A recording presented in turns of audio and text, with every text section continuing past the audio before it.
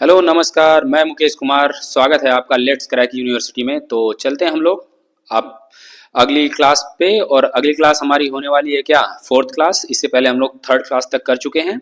तो चलते हैं हम लोग। अब ये हमारा मैं एक बार बता दूं आप लोगों को कि ये यूनिट फर्स्ट है, पेपर फर्स्ट का। ठीक है, टीचिंग एप्टीट्यूड में हम लोग पढ़ने वाले हैं। नेक्स्ट टॉपिक हमारी होने वाली है क्या, व्यक्तिगत और सामाजिक विशेषताओं के आधार पर वर्गीकरण हम लोग पढ़ने वाले हैं। फिर उसके बाद अधिगम शैली के आधार पर वर्गीकरण पढ़ने वाले हैं। फिर श्रवण के आधार पर वर्गीकरण पढ़ने वाले हैं, ठीक है। और उसके बाद विचार शैली के आधार पर वर्गीकरण पढ़ने वाले हैं। तो ये हम लोग 4 आज वर्गीकरण पढ़ने वाले हैं, ठीक है फ्रेंड्स। तो चलते हैं हम लोग एक एक टॉपिक पे। हम लोग सबसे पहले हम लोग पढ़ने वाले हैं क्या, व्यक्तिगत और सामाजिक विशेषताओं के आधार पर वर्गीकरण। ठीक है, चलिए। व्यक्तिगत और सामाजिक विशेषताओं के आधार पर वर्गीकरण क्या है कि जीवन के 4 अवस्थाओं में से विभाजित किया गया है, जैसे ब्रह्मचर्य, गृहस्थ और वानप्रस्थ और सन्यास। ठीक है, तो ये हमारी 4 अवस्थाएं होती हैं। कौन कौन सी है, ब्रह्मचर्य और गृहस्थ और वानप्रस्थ और सन्यास है। ठीक है, लास्ट स्टेज क्या है हमारा, सन्यास है। तो चलते हैं। जीवन के 25 प्रथम वर्ष यथी आत्मचर्या में व्यक्ति शारीरिक, मन और बुद्धि का विकास में लगाता है। यानी 25 साल जो है क्या है, ब्रह्मचर्य है। ठीक है, 25 साल ब्रह्मचर्य है। फिर उसके 25 साल क्या है, गृहस्थ जीवन है। फिर वानप्रस्थ है। फिर उसके बाद सन्यास है। यानी 100 वर्ष को 4 भागों में क्या किया गया है, डिवाइड किया गया है। तो चलते हैं आगे। शिक्षार्थी, सॉरी गाइस, ये थोड़ा सा मैं इसको इरेज कर देता हूँ। ओके, हाँ, तो चलिए मैं पेन ले लेता हूँ और हम लोग चलते हैं आगे। तो शिक्षार्थी जो है 25 वर्ष, जीवन के प्रथम 25 वर्ष आत्मचर्या में, यानी व्यक्ति शरीर और मन और बुद्धि के विकास में लगाता है। ठीक है, 25 साल। और विद्यार्थी निर्देशात्मक उद्देश्यों की योजना बनाने में सहायक करते हैं, जो प्रशिक्षण या निर्देशात्मक निर्णयों के लिए प्रासंगिक होते हैं। यानी बिल्कुल 25 वर्ष क्या होते हैं आपके, ब्रह्मचर्य में होते हैं। तो आगे चलते हैं हम लोग। आगे हमारे हैं सामाजिक कारकों के मुख्य रूप से निम्न जो सम्मिलित किया जा सकता है, वो कौन कौन से कारक हैं, चलिए देखते हैं इसको। ठीक है, तो पहला है अव्यवस्था और परिपक्वता के स्तर। ठीक है, जो अव्यवस्था होती है, परिपक्वता के जो स्तर होते हैं उनके, ये कारक हो गया पहला। दूसरा क्या है, विषय के प्रति मनोदृष्टि एवं प्रेरणा का कारक हो गया। ठीक है, व्यवसायिक अपेक्षाओं या आकांक्षाओं। फिर उसके बाद विशेष प्रतिभा। ठीक है, फिर उसके बाद फिफ्थ आ जाता है आपका यांत्रिक निपुणता, यानी मैकेनिकल जो डेक्सटेरिटी होती है। ठीक है, उसमें विभिन्न पर्यावरण परिस्थितियों में कार्य करने की क्षमता। तो ये 6 आपके कारक हैं। आगे चलते हैं। वयस्क और युवा शिक्षार्थियों में अंतर कौन कौन से होते हैं, जरा इसको समझ लेते हैं हम लोग। यानी जो वयस्क व्यक्ति होता है और युवा, यानी वयस्क और युवा में। तो चलते हैं, ये वयस्क का दिया गया है कॉलम और ये युवा का दिया गया है। तो एक एक करके हम लोग पढ़ने वाले हैं। पहला हमारा क्या है, वयस्क जो होता है समस्या केंद्रित होता है, यानी प्रॉब्लम सेंटर्ड होता है ये। ठीक ना, इसमें इसके अंदर समस्या केंद्रित होती है। और विषय, इसमें क्या होता है, सब्जेक्ट सेंटर्ड होता है, ये विषय केंद्रित होता है। जबकि दूसरा पॉइंट है परिणाम उन्मुख होता है, ये रिजल्ट ओरिएंटेड होता है। और ये क्या होता है, फ्यूचर ओरिएंटेड होता है। ठीक है, भविष्य को देखकर काम करता है। आत्मनिर्देशित ये होता है, इसमें क्या होता है, सेल्फ डायरेक्टेड होता है ये, यानी खुद सेल्फ डायरेक्टेड होता है। और ये दिशा निर्देशन के लिए वयस्कों पर निर्भर होता है, यानी जो वयस्क होते हैं उन पर ये क्या करता है, युवा निर्भर होता है। ठीक है, क्योंकि युवा की एज क्या होती है, कम होती है, वयस्क की क्या होती है, ज्यादा होती है। तो आगे चलते हैं। नई जानकारियों के बारे में संदेहवादी होता है, यानी जो भी नई जानकारियां होती है उनमें वो क्या करता है, संदेह करता है। ठीक है, कि आगे क्या है, सही भी है कि गलत भी है। और जबकि युवा अवस्था क्या करता है, नई जानकारियों को सहजता से स्वीकार कर लेता है, यानी उसके अंदर जो भी नई जानकारियां होती हैं उसको वो एक्सप्लोर कर लेता है। आगे चलते हैं। ये इसमें क्या होता है, स्वयं सीखने के लिए उत्तरदायी होता है ये, या खुद ही उत्तरदायी होता है सीखने के लिए। जबकि युवा क्या होता है, अन्य लोगों पर निर्भर होता है। ठीक है, तो ये आपकी 5 अंतर हो गए युवा और वयस्क में। आगे चलते हैं। अब बात आती है कि अधिगम शैली के आधार पर वर्गीकरण कैसे होता है, उसको जरा हम लोग देख लेते हैं। ठीक है, classification of on the basis of learning style. ठीक है, तो पहला अधिगम शैली के आधार पर शिक्षार्थी जो होता है जानकारी को प्राप्त एवं संसाधन करने के लिए शिक्षार्थियों के अनुरूप प्रभावी अधिगम होते हैं। कौन कौन से होते हैं, 9 शिक्षार्थियों के प्रकार हैं ये। और ये क्या है, प्रभावी अधिगम शैली है। इसके क्या अधिगम शैली क्या है, प्रभाव क्या है, ठीक ना, ये समझने वाले। ये क्या होता है कि दृश्य संबंधित होते हैं, है ना। शिक्षार्थी जो वो दृश्य संबंधित होता है। और इसमें क्या होता है, दृश्य से हम क्या करते हैं, चित्र और प्रदर्शन का कार्य, ठीक ना। इसकी अधिगम क्या होगा, चित्र और प्रदर्शन के आधार से। दृश्य श्रवण संबंधित, जैसे सुनने से, ठीक ना, सुनने से शब्द और ध्वनि से होगा, ठीक है। सहज ज्ञान और से संबंधित क्या होता है, अंतर्दृष्टि और आंतरिक अनुभूति होती है, यानी सहज जो ज्ञान होते हैं उनसे संबंधित क्या होता है, सहज ज्ञान और संबंधित होता है, ठीक ना। और इसमें क्या प्रभावी उसके अधिगम क्या होंगे कि अंतर्दृष्टि और आंतरिक अनुभूति होती है। और ये क्या होता है, आगमनात्मक होता है, यानी आगम पहले मतलब पहले होता है और उसके बाद, ठीक ना।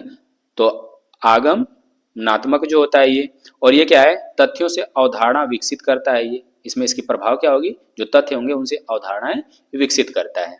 आगे चलते हैं हम लोग कि ये निगमनात्मक होता है, ये क्या होता है, इसमें अवधारणा से तथ्यों की ओर होता है, ये अवधारणा से तथ्यों की ओर होता है, जबकि ये क्या होता है, तथ्यों से अवधारणा के, यानी इसका अपोजिट ये होता है, ठीक है। इसको जरा ध्यान रखेंगे हम लोग, आगे बहुत इसको डिटेल में पढ़ने वाले हैं। आगे चलते हैं, ये क्या आता है, इसमें नव शिक्षार्थी क्या होता है, सक्रिय होता है, किसमें, अधिगम की शैली में, कौन सी, भौतिक गतिविधियों में होता है ये, ठीक ना। चिंतनशील, है ना, नव शिक्षार्थी जो होता है यानी वो क्या होता है, चिंतनशील होता है, किसमें, विचार विमर्श और आत्मनिरीक्षण में होता है।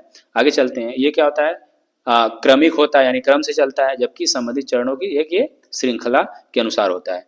आगे चलते हैं, वैश्विक स्तर पर ये होता है, यानी जो भी वैश्विक स्तर होते हैं उन पर होता है, और ये समग्र दृष्टिकोण में होता है, ठीक ना। तो ये हमारे अंतर हैं, डिफरेंट है, ठीक है, वर्गीकरण किया गया है इसमें, ठीक है। आगे चलते हैं हम लोग कि श्रवण के आधार पर अब वर्गीकरण है, ठीक ना। इसको हम लोग क्या, क्लासिफिकेशन और बेसिस ऑफ द लिसनिंग, ठीक है, इसके आधार पर क्या है, श्रवण एक यानी सुनना, श्रवण का मतलब होता है सुनना, एक महत्वपूर्ण कौशल है। और श्रवण शैली 4 प्रकार की होती हैं, कौन कौन सी होती है, एक सक्रिय श्रवण, ठीक ना, जिसको बोलते हैं क्या, एक्टिव लिसनिंग। और दूसरी क्या होती है, सॉरी, यह श्रवण उद्देश्यपूर्ण होता है, ठीक ना, ये इसका थोड़ा सा, ठीक ना, यह क्या होता है, उद्देश्यपूर्ण होता है। सक्रिय जो श्रवण होता है इसमें क्या होता है, उद्देश्य होता है। दूसरा क्या है, समानुभूति श्रवण, यानी इम्पैथेटिक लिसनिंग होती है, इसमें क्या होता है, यह सक्रिय श्रवण का ही एक रूप होता है, यानी इसका ही एक क्या है, पार्ट है, किसका, श्रवण, सक्रिय श्रवण का, एक्टिव लिसनिंग का ये पार्ट है। आगे चलते हैं, जिसमें दूसरे व्यक्ति को समझने का प्रयत्न किया जाता है, इसमें क्या होता है, दूसरे व्यक्ति को समझने का क्या होता है, प्रयत्न किया जाता है। आगे चलते हैं, मूल्यांकन और आलोचनात्मक श्रवण, ठीक ना। इसमें क्या होता है, इसमें श्रोता जो होता है, श्रोता यानी श्रोता जो होता है सुनने वाला, वक्ता क्या, बोलने वाला उसको बोलते हैं, ठीक ना, वक्ता को। तो इसके आधार पर क्या होता है, वक्ता के संदेश को परिशुद्धता और सार्थकता और उपयोगिता को मूल्यांकन करता है, कौन करता है, श्रोता करता है, किसके बातों को, वक्ता के, यानी वक्ता जो भी स्पीकर जो है जो भी कुछ कहता है, श्रोता उसके संदेश को क्या करता है, परिशुद्धता और सार्थकता और उसका मूल्यांकन करता है, कौन, श्रोता। चलिए आगे देखते हैं, सराहनात्मक श्रवण क्या होता है, यानी अप्रिसिएट करना किसी को, जैसे इसमें मनोरंजन, मानसिक रूप से आराम देने वाली, भावनात्मक रूप से उद्दीपन करने वाली जानकारियों को सम्मिलित किया जाता है, यानी आप सराहना करते हैं किसी मनोरंजन के माध्यम से, ठीक ना, शाबाशी दे दिए, ठीक ना, ये सब चीजें इसमें आती हैं, यानी आप क्या करते हैं, मनोरंजन के थ्रू करते हैं। आगे चलते हैं कि विचार शैली के आधार पर वर्गीकरण है, कौन से हैं, यानी thinking style, basis of thinking. तो देखते हैं, चिंतनशील विचारक क्या होता है, रिफ्लेक्टिव थिंकर, ठीक है, थिंकर्स। ये क्या होता है, यह संदेह विषय वस्तु के संबंध में नई जानकारी लेना चाहते हैं इसमें, ठीक है, जो चिंतनशील विचारक होते हैं। दूसरा क्या है, यह नई जानकारी को अतीत के अनुभवों से संबंधित करने की चेष्टा करते हैं, यानी यह नई जानकारी जो होती है उसको क्या करता है, अनुभव से संबंधित करता है, दूसरी पॉइंट हो गई। आगे क्या है, सदैव तर्क जानने का प्रयास करता है, इसमें जब भी होता है कोई भी तर्क होता है उसको जानने का प्रयास करता है। और इनमें सीखने के दौरान भावुकता का अंश भी रहता है, ठीक ना, यानी सीखने के समय इमोशनली वो क्या, उसके अंश हो जाते हैं, ठीक है। आगे चलते हैं हम लोग, रचनात्मक विचारक क्या होते हैं, समझते हैं इसको। नई जानकारी के साथ क्रीड़ा भाव, क्रीड़ा भाव का मतलब प्ले विद न्यू इन्फॉर्मेशन, ठीक है, क्रीड़ा का मतलब खेल से, ये खेल है, ठीक ना, to play with new information, ठीक है, वो नए जानकारियों के साथ क्या करते हैं, वो खेलते हैं। चलिए देखते हैं, तर्क इसमें क्या होता है, जानने का प्रयास करते हैं, और समस्याओं को स्वयं द्वारा विकसित समाधान की चेष्टा करते हैं, यानी समस्या जो भी होती है उसको, उस समस्या को क्या करते हैं, वो स्वयं द्वारा ही विकसित और समाधान की चेष्टा करते हैं। आगे चलते हैं, ये अल्प मार्गीय समाधान में भी विश्वास रखते हैं, यानी जो अल्प शॉर्टकट सोल्यूशन होते हैं उनमें भी ये क्या करते हैं, विश्वास करते हैं। आगे चलते हैं। व्यवहारिक विचारक क्या होते हैं, यानी प्रैक्टिकल थिंकर्स होते हैं। कौन कौन से होते हैं? सदैव तथ्यात्मक जानकारी की तलाश करना, ठीक है, और अपना कार्य करने के लिए सबसे सरल और कारगर उपाय को शोध करना। इसमें व्यवहारिक में सदैव तथ्यात्मक जो जानकारी होती है उसमें तलाश करते हैं, यानी प्रैक्टिकली थिंकर जो होते हैं, ठीक है। अपना कार्य करने के लिए सबसे सरल और कारगर उपाय शोध करते हैं इसमें। और तीसरा क्या है, वो तब तक संतुष्ट नहीं होते जब तक अपने नए कौशल का अपने कार्य में उपयोग नहीं करते हैं, ठीक है। आगे चलते हैं। वैचारिक विचारक क्या होते हैं, समझिए। उनके मन में पहले से ही एक विचार बना रहता है। जो वैचारिक होते हैं उनमें कंसेप्चुअल जो थिंकर होते हैं उनके मन में पहले ही एक विचार बना होता है। ये नई जानकारी को सहज ही स्वीकार नहीं करते, ठीक ना। कोई भी जानकारी है बहुत आसानी से ये स्वीकार एक्सेप्ट नहीं करते हैं। वे सदैव क्या करते हैं, मन में एक बड़ी तस्वीर लेकर चलते हैं, यानी एक फ्यूचरिक क्या होती है, एक इमेज बना करके चलते हैं। इस प्रकार के विचारक ये जानना चाहते हैं कि जीवन की प्रक्रियाएं कैसे चलती हैं, ठीक है, यानी आगे की जो प्रक्रिया है फ्यूचर में जो होने वाली है उनको कैसे चलनी है उसको करते हैं।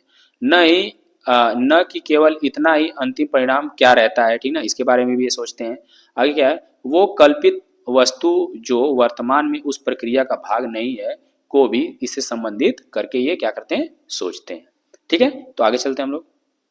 रचनात्मक दृष्टिकोण क्या होता है, यानी कंस्ट्रक्टिविस्ट अप्रोच क्या होता है, जरा समझिए।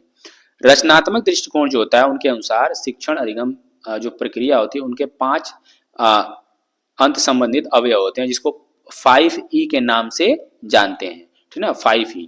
चलिए आगे देखते हैं। पहला ई क्या है, इंगेज, यानी इसको बोलते हैं संलग्न, ठीक है, संलग्न। इसमें शिक्षक एक मुख्य कार्य के शिक्षार्थी को सीखने के लिए क्या करता है, प्रेरित करता है, यानी इंगेज होता है, उसमें संलग्न होता है। आगे चलते हैं। अन्वेषण यानी एक्सप्लोर, इसके अंतर्गत सीखने के लिए सभी इंद्रियों का उपयोग करते हैं। ये सामूहिक भावना एवं कुछ सामान्य अभिज्ञता इसमें करते हैं, विकसित होना आदि इसमें आते हैं, ठीक है। अन्वेषण करना, एक्सप्लोर करना, सीधे समझिए, ठीक है।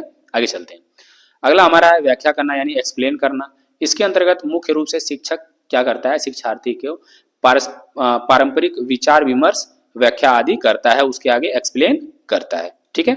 आगे है विस्तार, यानी इलेबरेट, ठीक ना, इसमें क्या विस्तार करना किसी भी चीज को, यानी चौथी ये है प्राप्त ज्ञान को कहीं और भी लागू किया जा सकता है, यानी उस ज्ञान को कहीं और भी लागू करना, यानी एक स्थान से दूसरे स्थान पर लागू करना। और लास्ट में हमारा मूल्यांकन आ जाता है, ठीक ना। इसमें क्या होता है कि प्राप्त ज्ञान को उद्देश्य के अनुसार क्या करते हैं, वो मूल्यांकन करते हैं।